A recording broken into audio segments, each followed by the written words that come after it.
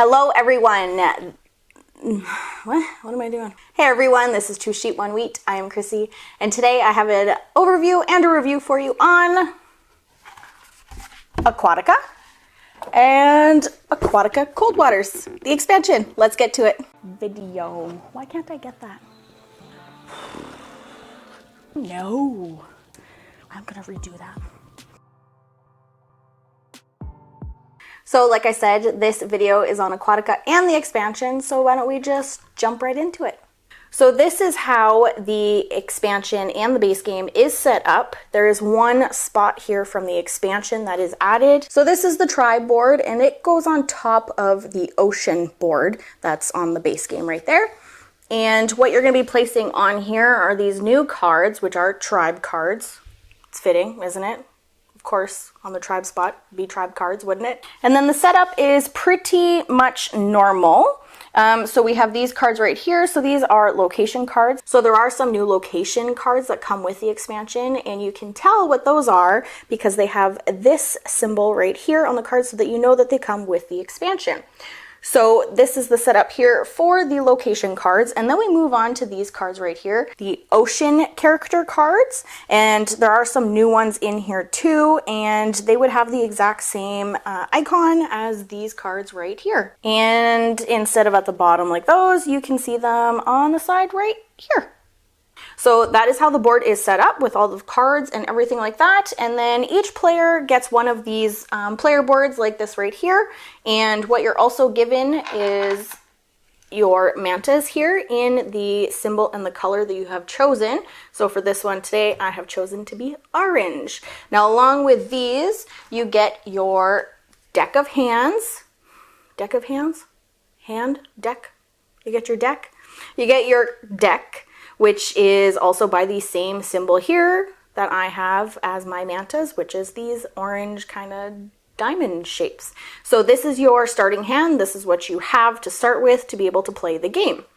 So in this game, you also have these cards right here, which are the king cards. Now, after a couple of games that you play with the base game or the expansion, after you get kind of comfortable with the game, then you can start adding in these king cards here, and these are drafted at the beginning, and they just give an extra special benefit that isn't really seen on any of the other cards.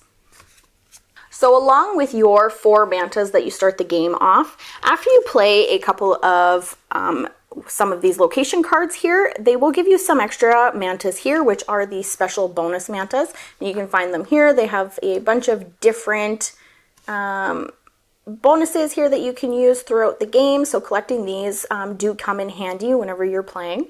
Now these ocean character cards here, they do have 2 different types here. They have these circle ones, and whoopsies, they have these triangles. So what you're going to do is you're going to separate both of these into 2 different decks, and depending on how many players that you're playing with, you're going to be having to remove some of these cards out from the game, and then once you do that, then you shuffle them all in. So like for example, with a 2-player game, you're going to take these 2 piles and you're going to remove 10 cards from one pile or one of the decks, and you're going to shuffle them all together, and then you're going to be laying them out. And so it just kind of makes it so that there's not as many cards in the games.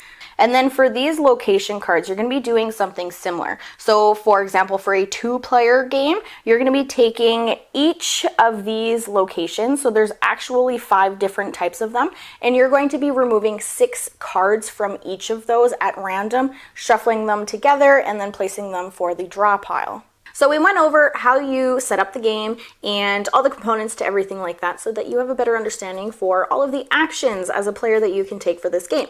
So the first action that you have to do, you must perform one main action, and you have to play a card from your hand at all times. So I'll go over some of the actions that are on the cards and show you how to do them. So first we have this one right here. This is the Sea Lord. So this is, you can gain 1 coin and buy 1 location. So again, these are the locations right here. You can either buy these by spending coins or by using power. So this one utilizes coin to buy a location. So now this is 1 coin to buy 1 location. And most of these are 3 coins, 4, 5, and 6. So now I don't have enough coins. That's only 1 right there. But I do have this manta right here, which is 2 coins. Now, I still can't do anything like that. All of these cards cost a little bit too much. So I wouldn't be able to play that card. But I could play this one right here, the Legionnaire. So this one says that you can gain 3 power and conquer 1 location. So 3 is still not going to cut it. However, I have not used this 1 power right here, so I can go ahead and flip that over, and then that doesn't come back until a little bit later, and I'll show you how to do that a little bit later too. So that would be in total 4 power. So then you can go ahead and look at the tops here and see which one has 4. And I guess this is the only one that would be 4. So now whenever you conquer a location or you purchase a location, buying one. So now this location card right here can go in any one of these slots here that you want. You can only have 5 in there until you move them up with one of the actions from a card that you can do too. So anyway, this goes up here like this. And you're going to stop at the first spot right here, this circle, which is a little bit of a benefit here.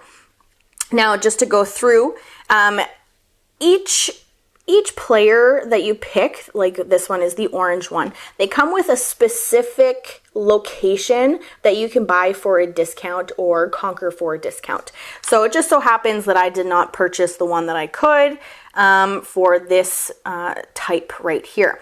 So that's what this is right here. And then once eventually you'll get all of this up here, and then you'll be able to move it up into your little treasure box up here. And that's how you're going to be gaining points towards the end, because that is how you win the game, is by having the most points. So once that goes up there, and then I'll show you the other card that'll allow you to do that.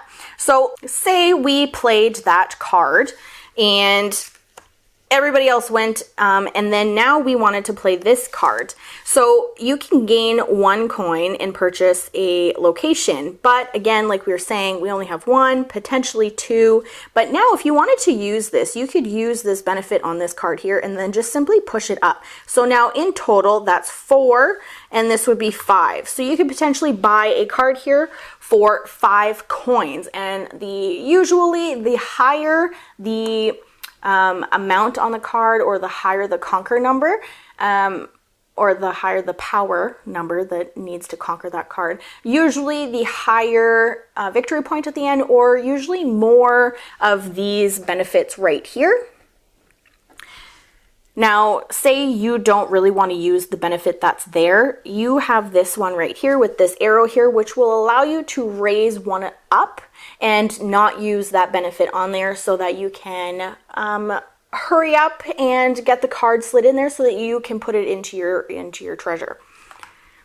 So if you wanted to do that, you would have to flip it over and raise it up like that. So then potentially next time, whenever you wanted to play another card and conquer another location, then you would be able to add 2 power to that. So now another card that you can use too is this Blue Waters Agent here, which again, there's going to be many, many more on these right here. And these again are the ocean characters right here. So this one will allow you to recruit one of these characters, and this again, you cannot use any of the power to buy any of these ocean characters, but use money alone. So we did use everything that we had. We have no money. We flipped it over. There's not really anything that we can do, except they added this nice little spot right here, which costs 0 to purchase one of these ocean cards. So you'd be able to take this card, and then everything would get shuffled down this way if you're purchasing one of these ocean cards, and then this would get flipped like that. Now, once there's not a lot of cards left, let's just say you can't really afford them, you don't want to, so there is a card that you can do, and it is called Scouting. So what you do is if you take the 4 that are down here remaining, and you can move them up into these locations right here. And then these are now discounted. And then so what you're doing is you're raising everything up to that top location spot for all the discounts. And then you can replenish the location spot and just refill in everything so that there are more cards for everybody to use. So you would go ahead and then just refill this up, and you'd have a lot more different cards here to choose from, for everybody to choose from. Now, since you did that, then this one right here anyway, this seahorse will allow you to gain 1 conquer, and then you're allowed to conquer one of these locations. Another card that you start off with in your hand is this 𝗦𝗡𝗢𝗦𝗢𝗘. Let's just say that this was pushed up all the way. Now, this right here will allow you to either push a card up 2 spots so that it is completely pushed under here, or you can add 2 cards to, I'll move these right here, to your little treasure spot right here. So let's just, for this card, say that we're going to take this card out and we're going to put it into our treasure. Now this goes upside down into this little location right here, and this is your treasure, and that's what's going to be counted towards the end for all of the points. Now, another spot right here that I wasn't really using, this is your discard spot. So after you're done using your cards, you can just go ahead and place it right there. And then when you are left with nothing in your hand, so except this card right here, this is the Matrona, which cannot be discarded at all. This is the last one that you will have in your hand, and this will allow you to redraw all of your discard pile and kind of reset everything for you to be able to continue playing the game. So you would play that one, the Matrona. So you reclaim all of your discard pile, and you can now at this time unflip all of your mantas so that they're back and refreshed for you to continue playing. Now, something special with the Matrona, whenever you take one of these refresh steps, so for 2 players, you must discard the leftmost character here on the ocean, and everything gets shuffled down to the left and a new card gets flipped over, just to help move things along, because what finishes the game is whenever this pile is gone or this pile is gone right here. So this new tribe board that is on the main board now, those add different cards. So whenever you want to use one of those cards, those permanently stay there. They don't come to you or in your hand or anything like that. So what you do with these ones is you take your manta ray, and if you can pay the cost for it, you can place your manta on it. Now, anybody can place their manta on there, but however many there are on that card, and that player wants to put theirs on there, they have to take the cost of the card, and they have to add an extra coin for each mantas of other players that are on there. And you can only place 1 manta on each card. So to claim those, like I said, you would have to pay the cost here, and plus any coins for any extra mantas that are on there. But these ones right here have a flash, a little lightning bolt here. So those are fast actions that you can collect right away that aren't like a reoccurring bonus or anything like that, which is what these ones are. So towards the end, once the game has ended and you're calculating your victory points, some of these have victory points too. So if you have a manta on any of these, they're going to be worth 4 points towards the end. Now, it's pretty beneficial to place your manta on these earlier on than later, because these ones give you a reoccurring benefit. So this one's plus 2 coins for buying a location. This one's plus 2 coins or 2 power after you scout. So that would help you get any of those like higher cards like these ones here where it's like 8 power or $4 to be able to buy some of these higher cards. And then these ones allow you to flip a manta after you conquer a location. This one is just always plus 2 power, which is pretty beneficial whenever you're just trying to do anything, because these are all what are giving you the victor points towards the end. These ones are all, like I was saying, just fast actions that you get right away. So this one would allow you to push 1 card, whatever way that you want to do it, whether it's 1 card 3 times or 2 cards, 1 and then the other one 2 times. Whatever way that you want to do it is how you can do it. It's not just 1 card that you have to apply that benefit to. This one allows you right away to unflip all of your mantas. This one allows you to add 2 cards to your treasure. This one allows you to conquer a location that costs up to 3 power for free, which is pretty good. And then all of them, these ones right here, they usually cost a little bit more too, because these ones aren't just a set victory point. These are usually for however many sets of cards that you have. You can add like 2 points for each set that you have, or for however many cards that you have like conquer symbol on it, you can get like 4 victory points for it type thing. So those ones are a little bit different. Yes, you get a fast action right away and not really reoccurring, but I would say that those ones are probably better to get for victory point wise if you are able to get enough of those location spots. So once you place your manta on there, you're not allowed to take it back. Once it's on there for good, because that's the only way to know which player placed theirs on there.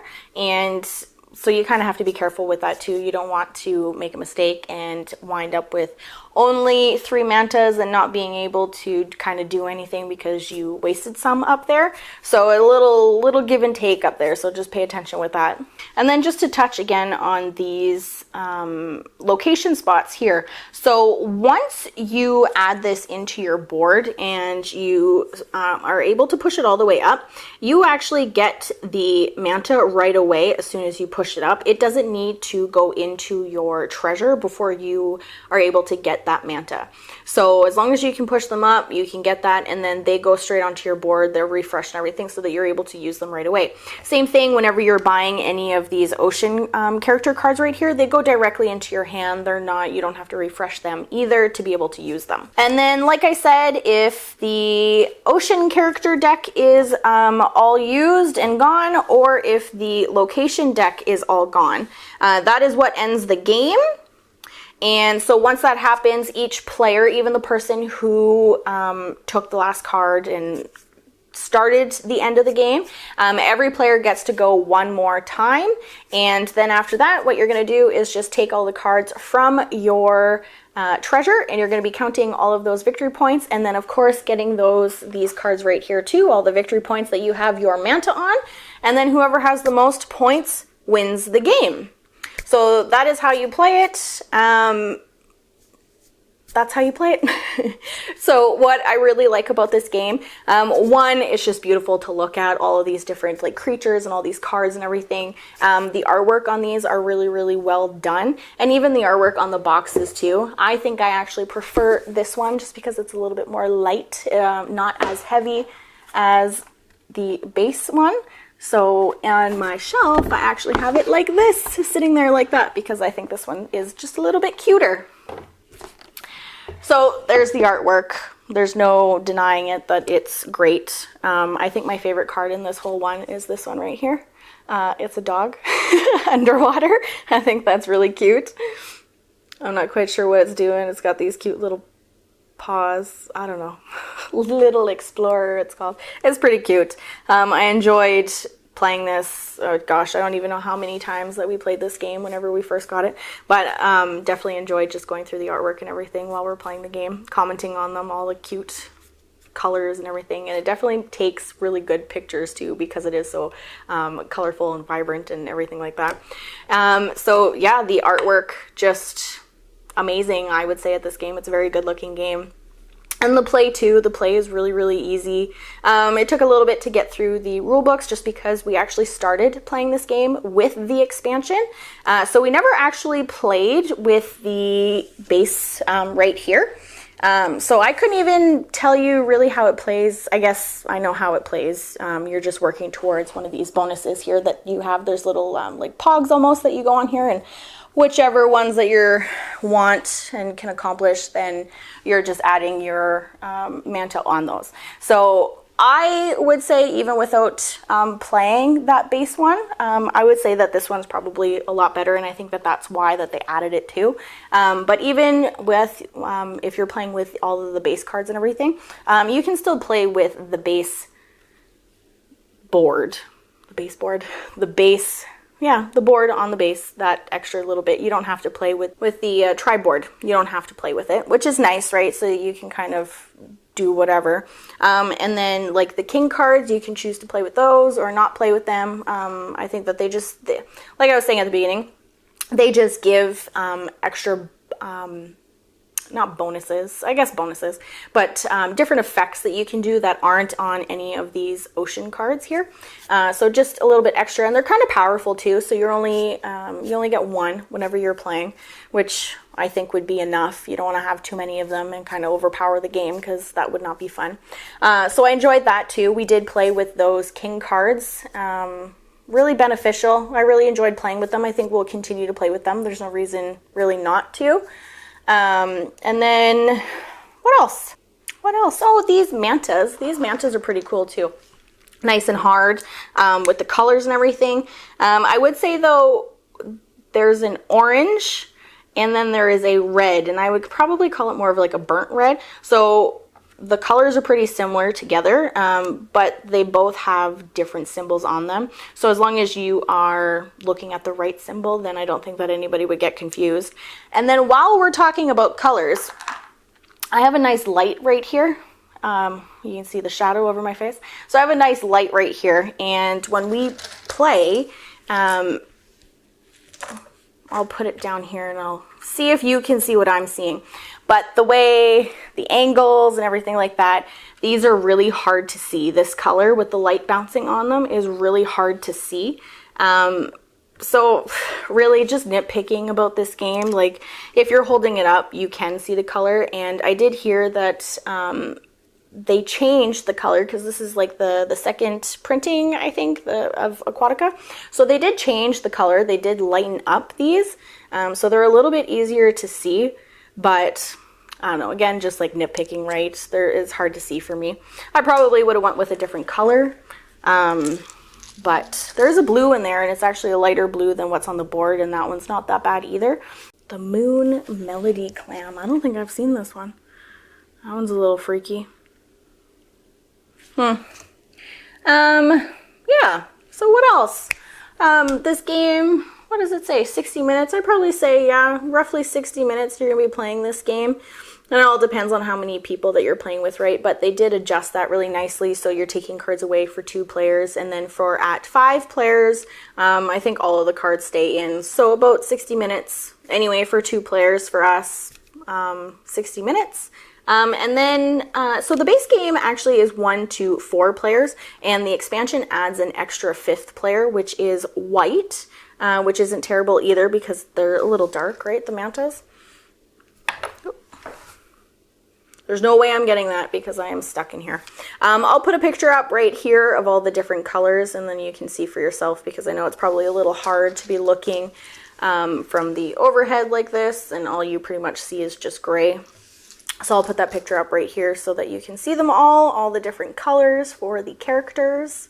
Yeah, and really with this game, AP, I haven't touched on AP in a while for the last couple of reviews that I've done, but I did really well at this game AP-wise. I feel like you can only do a certain thing when you're playing the game. Like if you have 4 power to conquer a location, that's all you got going for you. You might have to choose between 2 of them, but really you just go with the highest victory point, or you go with the highest one with the most benefits on the side. So really AP for this game, if you're worried about that, really not terrible at this game at all. Really not much to choose from. You can just do what you can do, and that's about it. So that was good. So not adding to the time for this game at all. I couldn't even tell you how many times we played this game, but I'm pretty sure it was about like 50-50 between who won between Nick and I. And that doesn't happen very often on camera.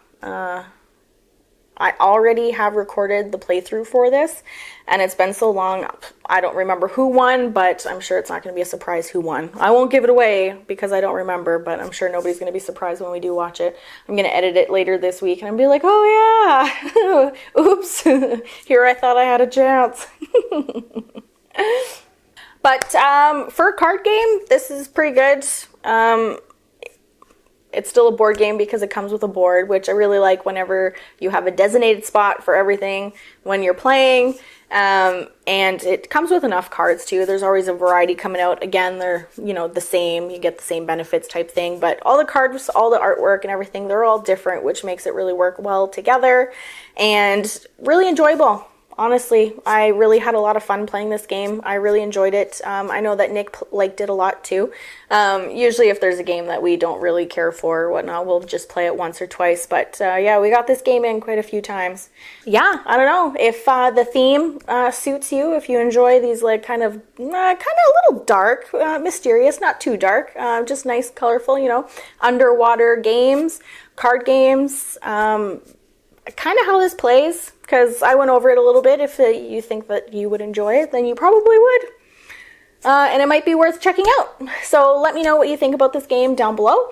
And if you enjoyed this video and want to see more of my face, hit that like button and the subscribe button so that you don't miss it. And I will catch you next video. And you know what? I haven't really said it, but thank you for watching.